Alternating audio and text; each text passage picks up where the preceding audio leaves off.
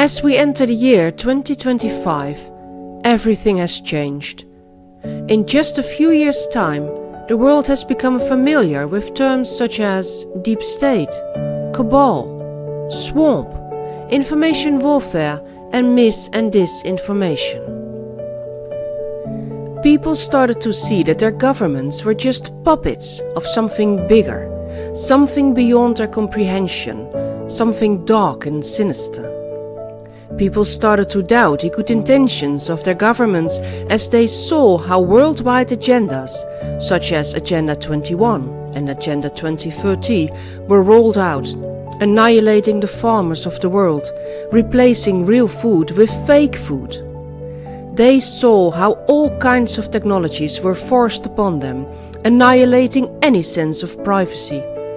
Money was taken away, replaced with digital currency and digital IDs. Because of all of this and more, people started to wake up and see what a dystopian future our leaders had planned for us. The documentary series The Fall of the Cabal and the sequel to The Fall of the Cabal were made by Janet Ossebaard and me. We made them out of concern for humanity and to expose to the world where the Cabal is leading us. Millions and millions of people worldwide watched the series. In the end, it's these people who made the world ready to truly wake up, to claim its sovereignty and choose another path to the future. But that path is yet to be taken. Right now, we are in a transition period, a period in between timelines. We still need to understand the real core, the roots of the Cabal. Because only when we really go to the bottom of the rabbit hole will we understand the full picture. And with that knowledge, we can leave the old structures behind. We can then focus on a new world, a new system, more evolved, truly equal and transparent, with respect for individual rights and privacies. Welcome to the conclusion to the fall of the Cabal, where we will discover the true nature of the Cabal, how it is embedded in every aspect of society, and thus the immensity of the work that has to be done in the coming years to really drain the swamp. Let's start with unraveling the identity of the Cabal. We will look at it systematically, step by step, in a simple and comprehensive way. As you know, a pyramid has 3 sides, 3 points. The pyramid of the Cabal is no different. With the all-seeing eye in the middle, the Cabal dominates or rules us with 3 nails of power: finance, military, and religion. And believe it or not, these nails are located in the world's most powerful places as independent entities: the City of London, Washington DC, and Vatican City. All 3 are completely independent from their respective countries, untouchable, unimaginably powerful. They all have an obelisk in the center of their state, given to them by the Freemasonry. Let's start with the City of London, shall we? Established a few years after the Roman invasion in 50 AD on the north bank of the River Thames, it's obviously a continuation of the Roman Empire. From its early years, it has had its own mayor and governing body, called the City of London Corporation. The city covers an area of 1.1 square miles, and it is at the heart of Greater London. The corporation that rules the city is unique in its kind. It's apolitical. It has its own police force and its own courts: the Central Criminal Court, also known as the Old Bailey, and the Mayor's and City of London Court. It also has some special privileges and exemptions, such as being exempt from the Freedom of Information Act for its activities other than being a local authority, like its role in financial markets. The City of London is not an independent nation like the Vatican, so ultimately it will be accountable to the UK Parliament. But because of its special and historical status, the corporation's primary obligation is to its own electorate and members. The city runs the global financial market and London's wholesale food markets. The members of the corporation are mostly Freemasons, still called by their original names, Freemen and Liverymen. The City of London houses the privately owned Rothschild Bank of England, Lloyd's of London, the London Stock Exchange, London's foreign exchange market with a $2.9 trillion daily turnover, which is almost half of the global daily turnover, over 500 bank offices, all British banks, the insurance industry and the biggest law firms, the main fresh food markets of London, more than 300 publishing houses, and the headquarters for worldwide Freemasonry. The City of London has its own separate flag and crest, while London City does not. The Mayor of the City of London has a fancy title, the Right Honourable the Lord Mayor of London, and rides a golden carriage to Guildhall, while the separate Mayor of London, an office created only in the year 2000, wears a suit and takes a bus. Investigative financial journalist Nicholas Shaxson says, through international stock market listings, currency trading, bond issuance and more, the city handles perfectly respectable financial activity from around the world. But it is also the main nerve center of the darker global offshore system that hides and guards the world's stolen wealth. The tax revenue lost is eye-watering. Corporations use tax havens to escape paying an estimated $245 billion to $600 billion a year.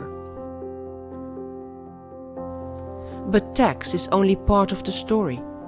The global game of deceit played for decades by the wealthy and their functionaries in the city has eroded the rule of law. Unaccountable and often untraceable, the system ensures that prosperity remains the preserve of the few. Let's have a closer look at how some supranational banks rule us. Have you ever heard of the Bank for International Settlements? Well, you should. The Bank for International Settlements was founded in 1930 in Basel, Switzerland, to assist Germany with the payment of reparations after World War I. As part of the Treaty of Versailles in 1919, the defeated countries of World War I were obliged to pay 132 billion gold marks as punishing reparations to the Allied powers. As soon as Hitler came to power, he cancelled the payments completely, which should have led to the dismantling of the BIS. But instead it received a new status, to become the central bank for the national central banks. As central bank for all the national central banks, it's free from all political interference, meaning it's a private bank, independent, untouchable, without any tax obligations, nor obligations to give access to documents, financial reports or anything. It remains completely free of oversight. The BIS and all its employees are untouchable, unaccountable, above any law. Its decrees are binding for national central banks, like decrees forbidding to lend low-cost money to governments.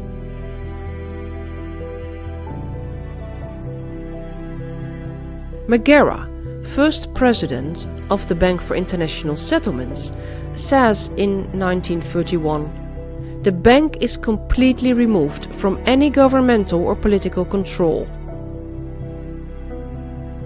How can this be legal? The Bank for International Settlements drew up a set of international banking recommendations called the Basel Framework. The Basel Committee does not have the authority to pass laws in any country, so it needs the member countries to incorporate them into their national regulatory frameworks. The G10 and G20 countries simply forced it into law, with their parliamentary discussions being only about in what way banks could comply to the recommendations and to what extent the existing laws needed to be adapted. In Europe, the European Union translated the recommendations into European law, bypassing the national parliaments. The rest of the world meekly complied and followed their example.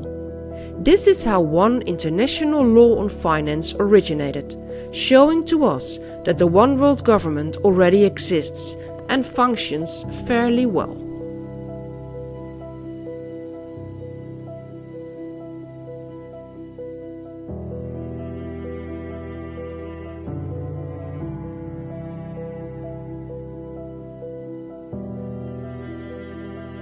Another world war, and we have the birth of two other international banks.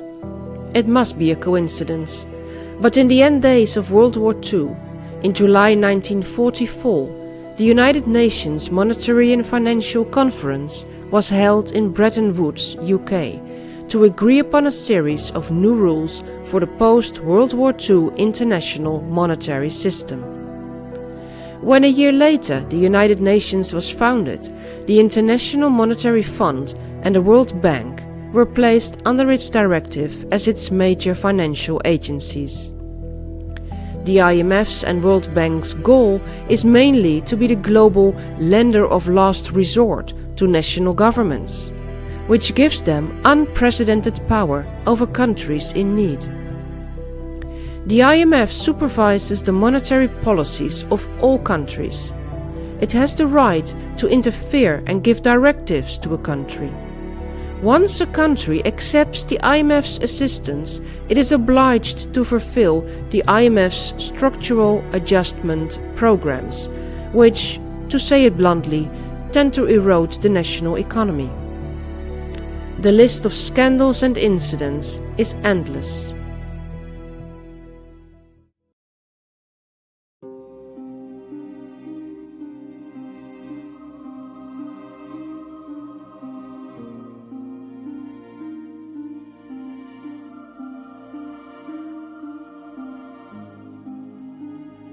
Without going into the technical details, the tools the IMF uses to assist a country, like the structural adjustment programs and the allocation of SDRs, special drawing rights, make the rich countries richer and the poor countries poorer.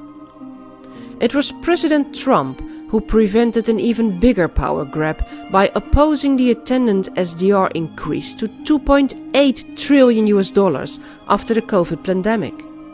This SDR increase would have led to more loans, with interest, to less developed countries, with lots of binding rules that destroy the national economies. More loans mean more debts, taking the world down into the endless debt spiral with more and more power to the banks and thus the elite. Agenda 21 in full action.